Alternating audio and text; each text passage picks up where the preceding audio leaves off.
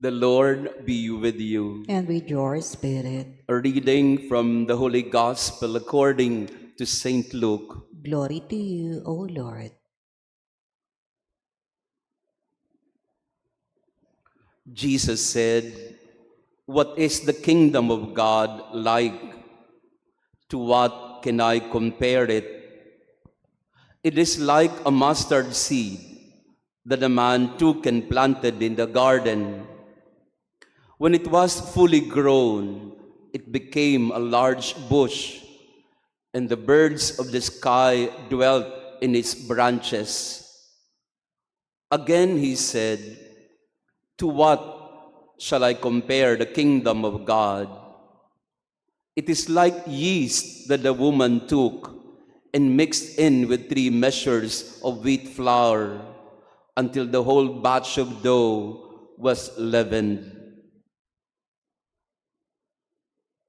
The Gospel of the Lord. Praise to you, Lord Jesus Christ. Please be seated. Praise be Jesus Christ. Now and forever. Good morning, dear friends. Pakibati din ng good morning ang ating mga kasama ngayong umaga. Beautiful Tuesday morning to pray together.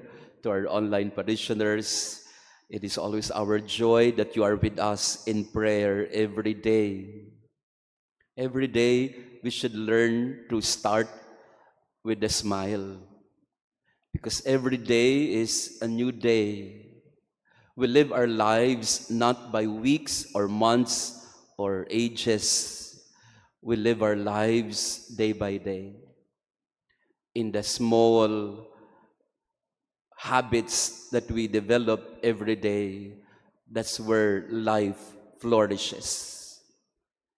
It's the little things, always. It's the little things that matter in life. This is the message of our gospel today from Luke 13, with the 2 similes that Jesus used for the kingdom of God. He compared the kingdom of God to a mustard seed, a very small seed, and to the yeast that leavens the dough. It's always the small things.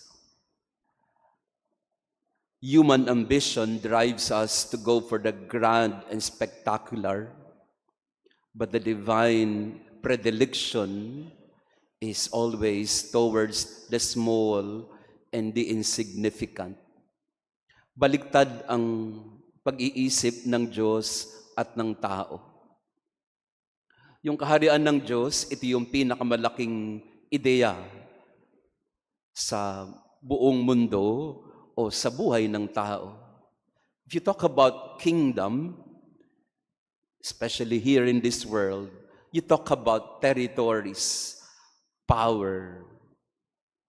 But if you talk about the kingdom of God, which is supposed to cover everything in the universe, Jesus prefers to use the image of a small seed and the yeast. Ang pag-iisip ng tao laging palaki.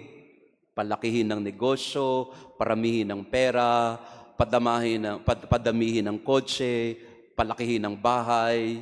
Laging ganon mag-isip ang tao. Gusto niya lagi malaki, bongga. Pero ang pag-iisip ng Diyos, baliktad, paliit. God is the God of small things. The idea of the kingdom, which is so vast because it covers the entirety of our existence, our lives, both the physical and the other dimensions of our lives. The kingdom of God is so vast, but Jesus prefers to abbreviate himself, to make himself so short and small so that we can understand and grasp this vast idea or massive idea of the kingdom.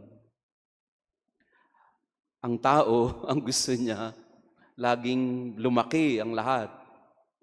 Pero ang pag-iisip ng Diyos, paliitin ng sarili para maintindihan natin siya. There is an Irish novelist and poet, James Joyce, ang sabi niya, in the particular is contained the universal. In the particular is contained the universal. Ibig sabihin noon ay makontento ka na doon sa mga maliliit. Kasi doon sa maliliit, nandyan na yung mga malalaking bagay. At yun ang sinasabi ni San Pablo sa mga mag-asawa sa unang pagbasa in his letter to the Ephesians. Madalas sa mga mag-asawa, nag-iisip ng mga malalaking pangarap, matatayog na ambisyon para sa kanilang pamilya at walang masama doon. But it's always the small things.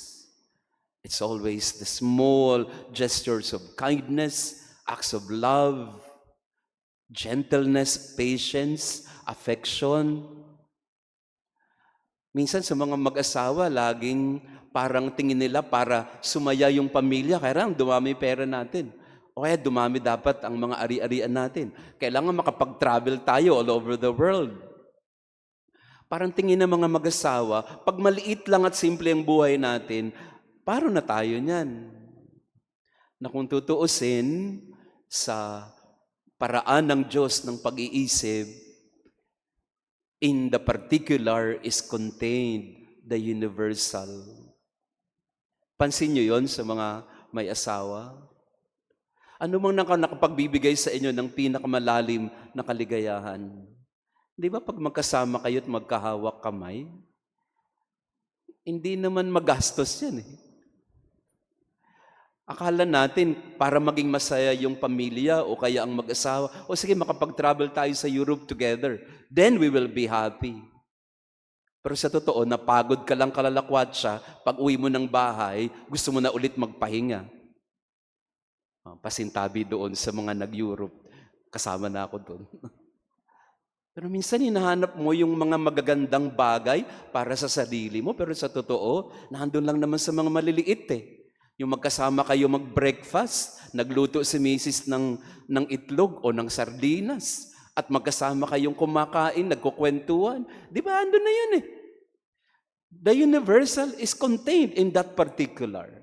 If you want happiness, that's where happiness is. And you look at your kids as they sleep at night, sinisilip mo silang tulog na mahimbing. That's it. God is the God of smallness. God made Himself particular so that we would find the secret to life, which is nothing about grand things. It's always in the little things. Appreciate the mustard seed. Appreciate the yeast, because that is where we find true joy and happiness. Kapag ka mapaghanap ang tao, at dito ko madalas nalulungkot sa, hindi naman tayo maninirang puri ng tao, pero minsan nalulungkot ako doon sa mga YouTuber na biglang yaman. Nung sumikat, lumaki ang kita sa YouTube and social media, kikita mo sila, nagbago ng lifestyle, pagaraan ng kotse, palakihan ng bahay, paramihan ng bling-bling sa katawan. Again, without judgment. Pero para iniisip mo, mga anak, sumikat ka lang ng konti, kala mo yan na magpapasaya ng buhay. It is the small things, always. So in this Mass, we pray that every day of our life, we may learn to be happy with the small things. I'm not saying that you should deprive yourself of grand ambitions. Hindi po yun. The smallness of God is not anti-dreams or big dreams. No. It's really more of, let's learn from the methodology or the pathway that Jesus taught us. If you want happiness, go for the small things. If you want true and authentic joy, appreciate the little things. It's in the small things, always. Never in the spectacular, never in the grand things. So in this Mass we pray, Lord, give me a simple heart that I may be happy and contented with life. Lord, give me a loving heart that I would find joy in the presence of my children, of my family, of my spouse, in the time that we are together, in the little breakfast or lunch or whatnot that we have and we spend with each other. Yeah. God is the God of small things. It's the little things, always.